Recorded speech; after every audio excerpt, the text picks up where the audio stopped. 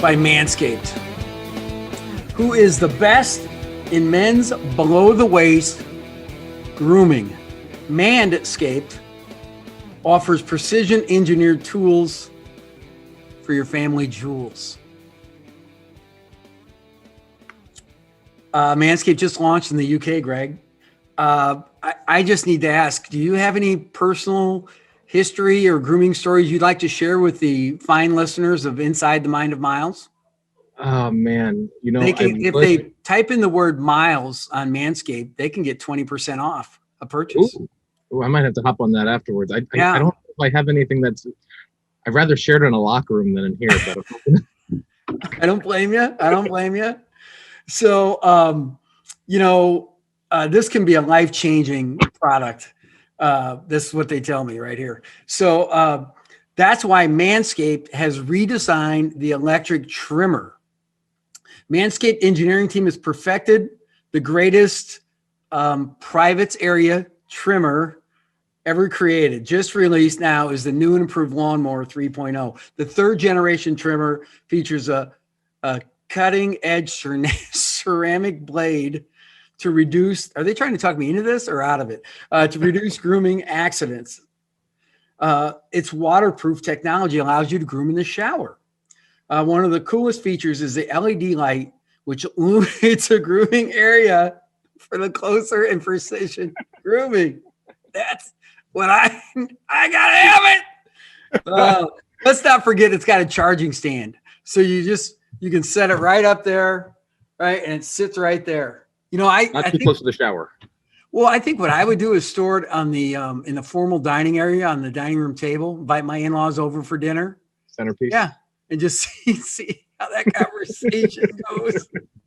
Show your mower off proud, it says, because you have an intelligently designed stand for a convenient charging block powered by a USB.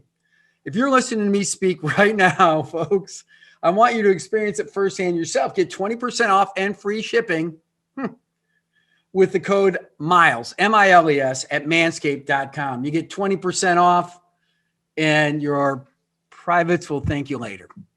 Wonder if Greg, that's our read. Those. I'm blushing. That takes a lot, Coach.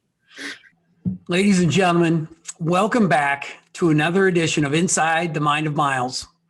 You got to love that Manscaped read, don't you, Coach Eaton? Ever since then, my email's just populating with tons of ads now. But, I don't know how that works. I just talk about some things and suddenly I get emails. I think it's just, good fortune. Just good luck. Well, I will tell you, after maybe experimenting around with the Manscaped, the LED light's not such a bad idea. So we're going to do a little something different today, folks. If you didn't hear about it on Twitter or Instagram, if you don't follow us, please follow us there. It's at Coach Tim Miles on Instagram and at Coach Miles. Somebody commandeered Coach Miles on Instagram already, but on Twitter, it's at Coach Miles and Instagram's at Coach Tim Miles. So feel free to follow me, put up some content on occasions. So what we did this week is just open ourselves up to questions from our fans. Want to include our fans because the only thing that makes us the greatest podcast in the history of mankind is the fact that our listeners are the greatest people in the history of mankind. They're great, great Americans. Yes, great people. Great people. And by the way, we're wearing today a Puckett. No, what are we wearing today? I got a Christmas gift, little Nomar Garcia Parra AAA jersey. Nice. I like it. Now, you don't wear the little white tights, do you? The little shorts like that we used to wear in the old baseball days? You're not wearing that right now, are you? I'm just above. I don't want to show that, but I'm decking. You would be the one, I would say you're going to wear, like now you do it cool. You put your whites all the way down and you would wear a stirrup and you would have that thing cinched up right under your knee, right? Yep. You got a jacket all the way up. Yeah, jacket all the way up. I agree. That does not surprise me. But Coach E, we've got some special guests today. We're going to call a couple friends of mine, Two Shoes and Paulie Donuts. Okay. Just talk about some random things. We're going to take questions from our fans. So I think you've got some Twitter questions. I've got some Instagram questions. Why don't you go ahead and start? Okay. We'll start with a Twitter question here. Going back to your days at Nebraska. I remember that. Yep. Yeah. Did you enjoy when Chris Pankinen would play DMX after a big play? I would enjoy that. Yeah. I think my favorite is a couple times. One year, I think we were actually doing okay. And they played Dr. Dre's Leave Their Heads Ringing when I walked in. That was my entrance song, my walk-up song. And, but no, in fact, I love the band playing. But when you get to those hype moments, last 7-8 minutes of a game, you need DMX, Dre. You need the one I always thought that people should do is at the under 4, if you're ahead, you should have a sing along, right? And the fans, it should be Heartache Tonight. Somebody's gonna leave someone for the night is through, and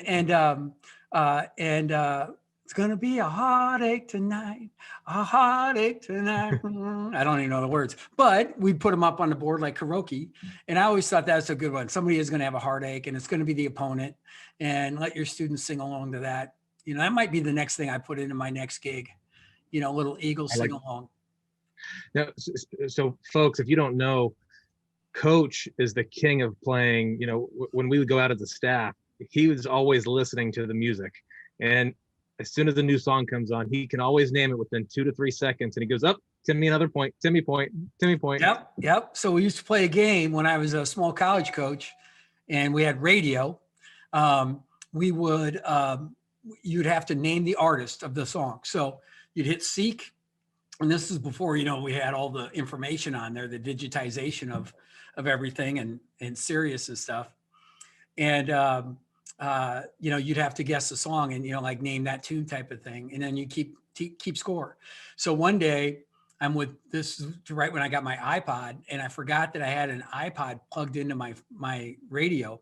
So Ben Jacobson and I were at an event, and he was an assistant at North Dakota or Northern Iowa at the time. And so we went out in my car and fired it up, and I was just killing him, like 10-0. And finally I had to tell him, like, Ben, this is my playlist. I know every song in order. Sorry, dude. That was a crappy move, but it was fun. So I've got one here. Noah JB24. All right. If you could start a college basketball program from scratch and bring one player from any team with you, who would it be? So you start with that one. What do you think of that one? Oh boy, that's a good question. He also asked, will we see Coach Miles back in action next season? I'm going crazy. When I was working, my blood pressure was 112/67. Now it's 150/90. So before I have a heart attack here, I need to get back in business. Pick a player in all of college basketball history. Oh, all of history. Well, all of history. I don't think it's fair to stick with like just the Huskers, CSU Rams, NDSU Bison, Mayville Comets, Southwest State Minnesota Mustangs, Northern State Wolves. Right. I know it's if we're sticking with current players, I love Ayo Dosunmu at Illinois. Combo, do it all guard. He defends, he scores, he attacks, he sees the floor, he gets assists. I love him. I loved him when we were recruiting him loosely. I guess that would be my current player that I would pick right now. Yeah. Overall, I'd probably say, it's tough to go against someone like Bill Russell. Oh, you stole my Bill Russell. Well, yeah, I agree with Bill Russell 1,000%. And he won a championship at San Francisco. Okay, since you took Bill Russell, there's been so many fantastic players, I think, immediately I think of one of the first Final Fours that I ever watched was in 1979 when I was a 12-year-old, and it was Larry Bird and Magic Johnson. And I'd take either of those two guys. All right, I'd take either of those two guys. But I think just for fun, since I'm going to, since I get to do it, like, let's just say next year, I'm going to bring Pistol Pete Maravich. I want to sell some tickets, score some points, get everybody fired up. Hopefully we can win enough, but I'm going to take Pistol Pete Maravich. So there we are. Noah, thanks for the question. That was a great question. You're a good man. Coach E, it's your turn. Okay. So does the sign entering Doland say birthplace of Tim Miles, or does that belong to somebody else? It says hometown of heroes. And then it lists about 8 men and women, and I'm not on that list. Let me tell you about Dolan. The other thing, Dolan's got a major highway, United States highway, that runs through it. And there's only one stoplight in the entire state of South Dakota on that Highway 212. There's only one, right? Until you get to Belfouche, right? And you just can go, right? So, it's a couple things on that road, so it's 65 miles an hour coming in town, and it only goes down to about 50. And that highway intersects Dolan in half, north and south. And so you got a 50-mile-an-hour highway. My mom used to always tell me, Tim, make sure you walk your bike across the highway. And I'm like, she trying to get me killed? Like, this guy's coming, this is a semi. They're not slowing down that much. I think she's trying to get me killed on that. So I used to pedal like hell to get across. I'm just telling you, I didn't listen to my mom there. But I will tell you this, Dolan at one time, I think it's down to about 100 and some people now. It was in the 300s when I was there, upper threes. But last time I was there, it was funny because when you came in from the east, it said population 306. And when you came in from the west, it said population 297. Like, some drunk guy took out the sign, wrecked it. They called the prison to make a new sign. The census had changed. So we had these, conflicting reports of 9 missing human beings in Dolan for a time. But I would tell you, everybody that's still there is one of the best souls in the world. And that's one of my favorite places to be. And talk about a nickname. You got the paw socks on there. We were the Dolan Wheelers. It was a wagon wheel. And I used to think, people say, what's a wagon wheel? We're going to roll over your ass is what we're going to do. That was what we were going to try and do. So that's a legitimate deal. Dolan is a good one. How about this one from Wes Eichmeyer, and Agent Q95 really gave him an attaboy on this. I think I've heard of Wes Eichmeyer. Have you? I might have. Yeah, I think I could have. He's got a really fancy suit on his avatar picture of Instagram. Like, looks like he's coaching at a Husker game. I think he used to be one of our guys. He used to play for us at Colorado State, and then he came and coached for us. I know this cat. So can you share some insight into the selection committee process? What is your philosophy on scheduling, key games, preparing your team for what you know to be a make or break moment that you may encounter in a given season? That's pretty good right there. Boy, Wes, that's thought out. It's like, that's a Wes Eichmeyer question. Yeah, he's not even teeing me up. Like, Wes, you're supposed to assist, but he wants to score. That's what he does. That's all he did. Yeah. That's why we had Dorian. Oh my God. Yeah. So Wes is the only guy that had to quit basketball because he had 2 elbow surgeries because he shot so much that his elbow just wore out. But anyhow, that's mostly true. He was a workout fanatic too. But Wes, so a couple things. One, I do try and schedule in the. I think it's really important to schedule so that your non-conference that you're in control of is something the committee will look on favorably. And there are key games. For instance, we go 13-5 in the Big Ten and don't make the NCAA one year. And it was the first year they went into the quads. And if they had done the top 25, top 50, top 100, and you looked at the old criteria that had been just even previously, I think we're probably in easy. I think, of course I would. But, I remember we had Kansas at home and lost on a last second shot. Mm-hmm. We had, did we have Texas Tech that year? No, that was the next year. We lost in Orlando to UCF. Yeah, that was a big one too. I don't know if Roby got hurt the second half of that game or the first half. Maybe it was even the next game, but our last game. So the biggest thing is I think the guys usually know that it's a big game and it's an important game. I think the ones you got to watch, and I don't think the committee looks at a bad loss as bad as you think. I think they're really looking for quality wins. So if you've got enough quality wins, any bad loss, they'll almost ignore, I think. But you need those high quad one wins. And quite frankly, you rarely get them in a non-conference game. You rarely get a quad one game, and you almost never get them at home. I mean, you might get a couple a year at home, even in a high major conference. So for those mid-major leagues, so to speak, the group of five, like the American, the Mountain West, all those leagues, the A10, right? You've really got to search for high-level games. So you have to schedule tournaments where you can find them. You've got to see if you can schedule up.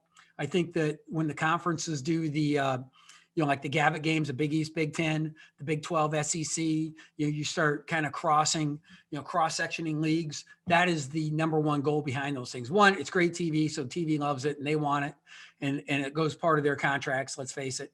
And two, it's very good for the schools to drive your numbers when it comes to strength of schedule. So one is, I think you got to be careful about putting too much emphasis on it when you're in those marquee games. Two, you need to let your guys know constantly how you're scheduling, why you're scheduling, and what the importance of it is. So they know every night out they are building that resume. I think Bruce Rasmussen was the chair the year we didn't go in 2018. And so when you looked at that, like he talked about a golf round. If you're playing in the U.S. Open, that 3-putt on hole number 3 costs just as much as your 3-putt on the 72nd hole. It's your total body of work, whether it be the third game of the year or your 30th game of the year or whatever it might be.